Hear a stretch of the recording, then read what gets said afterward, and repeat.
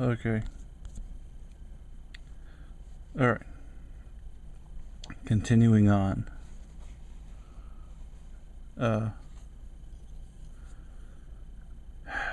Building up more,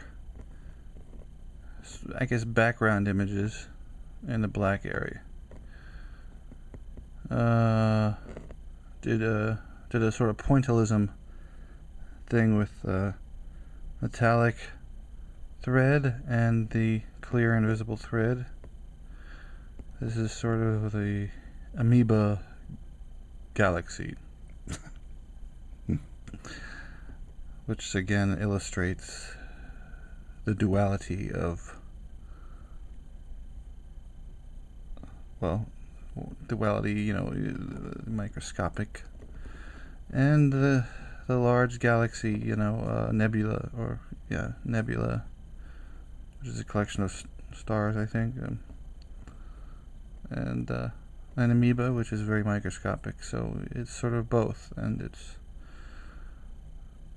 it's connected. The large part of the cosmos and the most tiny, teeny part, all in one image, maybe. And here you have it all on this little hoop. Such a wide breadth of existence. Breadth. All right. Now, again, still very difficult to stitch into this black already stitched layers. It's I realize now it's almost like the darkness of space, or things can get lost easy. I don't know, or it's really like waves, because sometimes you make a stitch and it stays, and sometimes it goes under and it disappears. Seems like well, especially with this invisible thread, it seems like every 10 stitches I make, only like 5 will be visible.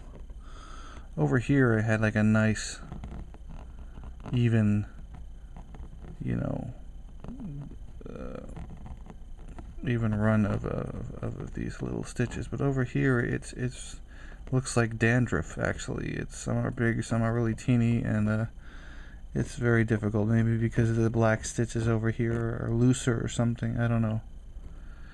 But it's taken me a long time to just keep stitching until something appears. It would seem like after a while, like an area would get so saturated with this plastic polyester invisible thread that, you know, you would see something. I guess that's what eventually happens. I'm going to put on the macro lens really soon. In fact, I should do that right now that you got the outer look of it. Let's see. Okay. There we are. I like the pointillism effect. Little dots. Because it does remind us that, you know, we're all made of pieces of matter. And what better way to build up your image than make it out of little dots? Because you are the creator all the way down to the microscopic level almost.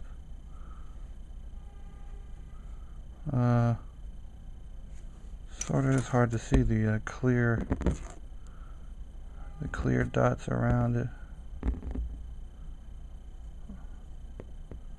See, it's up here that looks like it's, I don't know, sprinkled with salt or dandruff or something.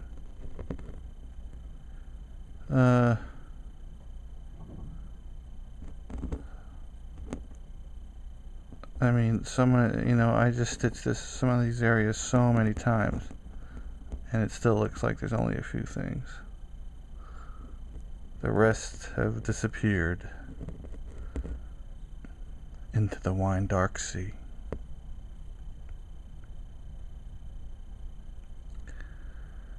Alright, now moving over to this area where I'm attempting another kind of, where's my pointer, nebulae. First thing though, as I want to show is, well, let's see, let's take this off again. I have lots of metallic floss laid out. All the metallic floss that I have. Now again, this is different than the kind on a spool is very thin, but the kind that you get in you know, in the typical, let's see, where did it go? I never find anything when I want it. Here, you buy them like this, and these are a lot thicker, and they can be separated into smaller strands, of course, but it's tricky. So I wanted to show. So anyway, I got these all laid out to figure out which color I'm going to use next. Decided next I'm going to use, well, I was using this purplish. Now I'm going to use this kind of grayish kind of.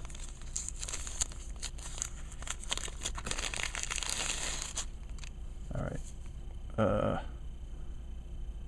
Is that on macro? Yeah, that's on macro, right? Not super macro, but yeah, that's it. Okay,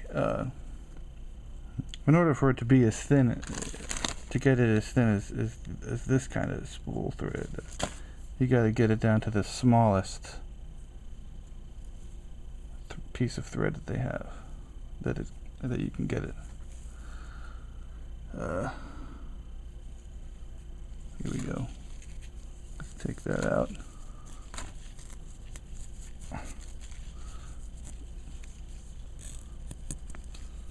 Alright, that's a decent enough piece. Gonna cut it off. Now, cut it off. Okay. For those who do not know what this stuff is, introducing Thread Heaven. Thread Heaven, thread conditioner and protectant. Comes in a little cube like this. I guess you can get it at most Notions places. I don't know. Try to find it. Press thread heaven. Press thread against thread heaven. Draw across. Pull between fingers and remove excess. Produce static charge. I don't know. It's this clear gelatinous substance. Now, on a side note, when I first started embroidery, I used to lose things and not be able to find things like I'm doing now.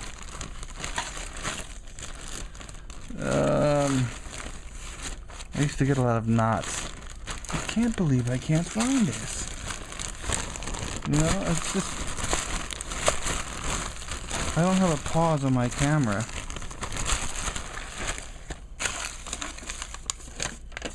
Well, I used to get a lot of knots, and so I wanted to see what I could do about it here.